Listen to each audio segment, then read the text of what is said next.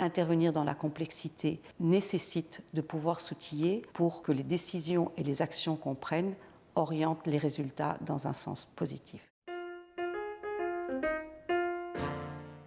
Alors, la systémique organisationnelle est un terme qui peut paraître compliqué et en fait ça veut dire quelque chose de tout simple. C'est considérer qu'une organisation est un système. Un système, c'est quoi? C'est des éléments qui sont en interaction et qui respectent un certain nombre de règles. Prenons l'exemple de manipulation de produits en chimie. Si vous mélangez du bicarbonate de soude avec du vinaigre, vous allez immédiatement provoquer une réaction chimique et avoir du dioxyde de carbone sous forme de gaz. Alors, si vous voulez déboucher un évier, c'est vachement pratique.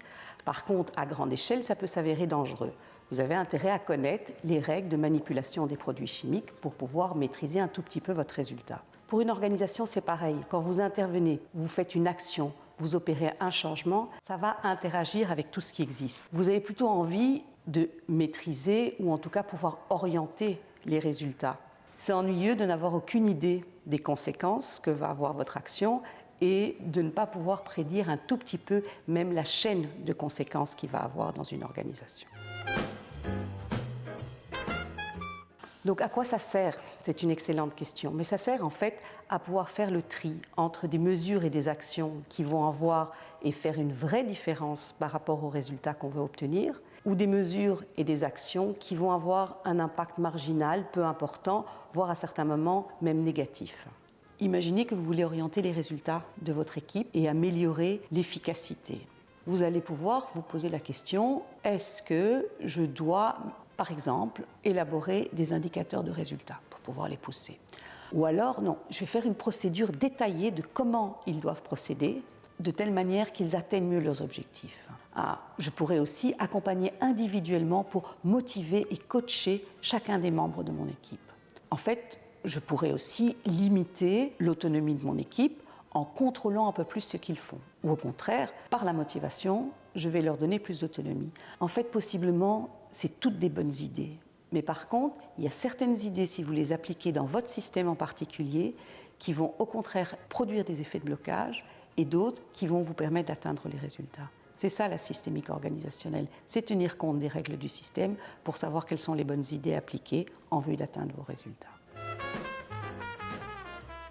En fait, dans tout type de situation qui se déroule dans un environnement qui est complexe, ce qui est le cas d'une organisation.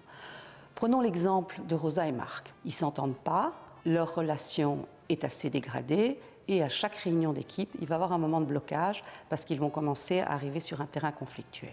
Alors, je peux avoir une lecture intrapsychique. Oui, c'est parce qu'en fait, Marc est dépressif.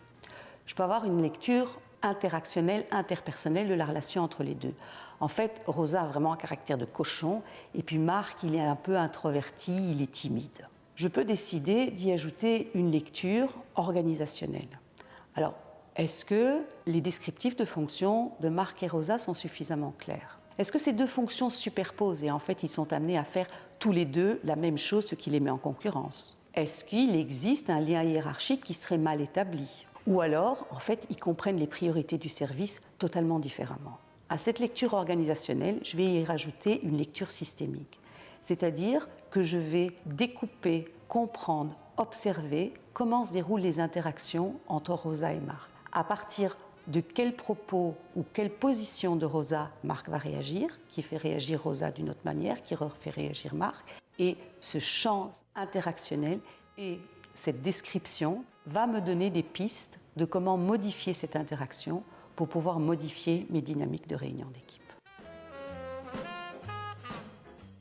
Alors je m'appuierai sur les travaux d'Ardoineau, qui est un sociologue français, qui établit que chaque conflit a des causes intrapersonnelles, interpersonnelles et organisationnelles. Et si on veut le résoudre, on articule les trois niveaux ensemble et on cherche des solutions à ces trois niveaux simultanément.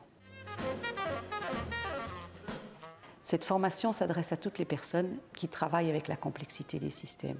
Toute fonction d'encadrement, toute fonction de pilotage, toute fonction de chef de projet, mais aussi ceux qui sont amenés à faire de l'audit ou des ressources humaines. Évidemment, cette formation s'adresse à eux. Cette formation s'adresse également à tout intervenant dans une organisation, qu'il soit consultant, qu'il soit coach, qu'il soit médiateur. Intervenir dans la complexité nécessite de pouvoir s'outiller pour que les décisions et les actions qu'on prenne orientent les résultats dans un sens positif. Donc Trialogue, comme centre transdisciplinaire de la prévention et de la gestion de conflits, il nous a semblé indispensable de pouvoir s'outiller et vous outiller à la systémique organisationnelle.